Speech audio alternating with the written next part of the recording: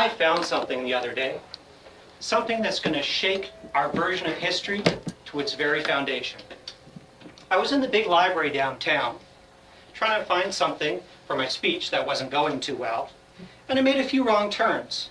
I ended up in a strange little area I don't think anyone has been in a while, a forgotten room. What it housed were antiquities and rare documents. And I thought, I've got to check this out. So in front sat a little wrinkled guard. He opened his eye, looked me up and down, waved me in, and promptly fell back asleep. I walked past strange and wondrous items. There was a snow globe from the lost continent of Atlantis. There was a recipe for a fruit cake that actually tasted good and wouldn't get regifted at Christmas. And there, sitting on a pedestal, was Ralph Klein's soul, on loan from the Devil's Own collection. But what really caught my eye was a simple little book, and it was just titled The Untold History of the International Order of Pranksters. This was fantastic. I finally had something that could help me with my speech. Just have to remember, keep it 50% substantially original.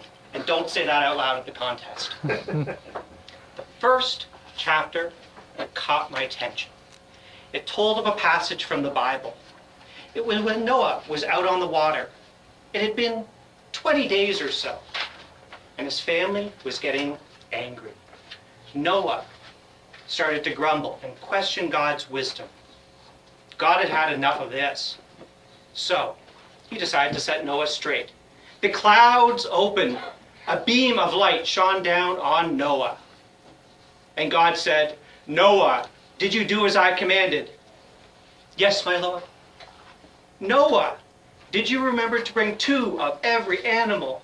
Lions, tigers, bears, seals? Yes, my Lord.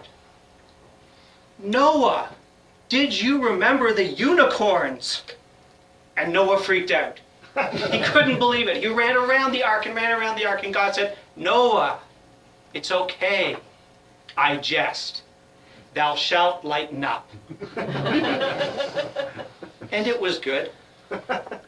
You see, the pranksters had the idea that practical jokes are a gift from God. And they were going to spread that joy to everyone in the world. And they claim that many in their organization were famous historical figures. Well, could this be true? I wondered. I flipped ahead to 1492, and there, the story of Columbus, laid bare. You see, Columbus had already worn out his welcome in Italy, and now was chafing the loins of King Ferdinand in Spain. King Ferdinand had had enough of him and said, I've got to get rid of this guy.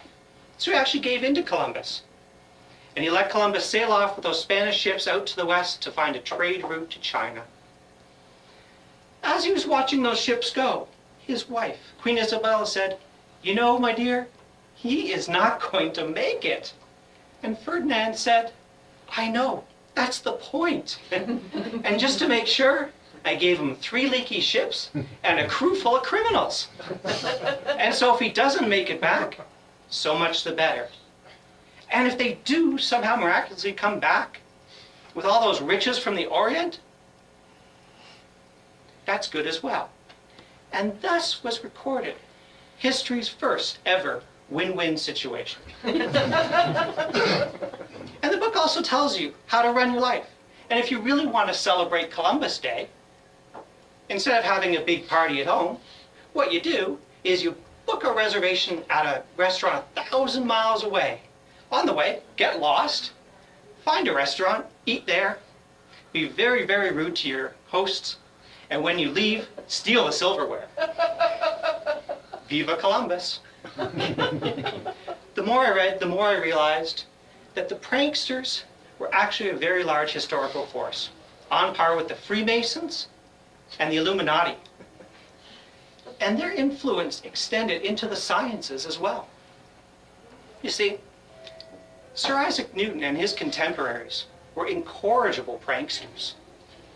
The book tells of a time one night when Newton's friends got him amazingly drunk, and then they stuffed something in his front pocket for when he got home. Pushed him towards his door, And the next night, they found him lying in a field. He said, "Newton, what happened?" I've got to tell you guys, I went in, I was so drunk, and I stumbled and fell down. My mistress heard all the racket, and she came downstairs saying, "What's wrong?" I was nervous, I was stuttering, I didn't know what to do, so I reached for my handkerchief and to wipe my brow, and lo and behold, someone put Ladies Unmentionables in my pocket. Oh, you guys. Anyway, needless to say, I was sleeping outside. But as I slept under that tree, several times I was hit from above by an apple. And it finally got me thinking, why couldn't things fall up? I would have less of a headache today. But more importantly, at that point, I developed the concept of gravity. And I have a very important book to go write about this. And if you don't mind, gentlemen, I'm late for my 1 o'clock leaching. I closed the book and I realized that I was having an epiphany.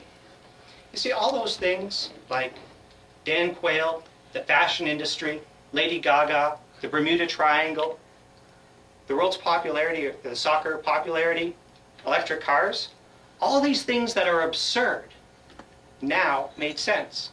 You see, the pranksters haven't gone away. They're still doing God's work.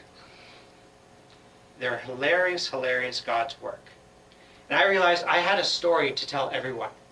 But first, I had to convince a security guard to let me borrow that book because I had a speech to write. Mr. Toastmaster?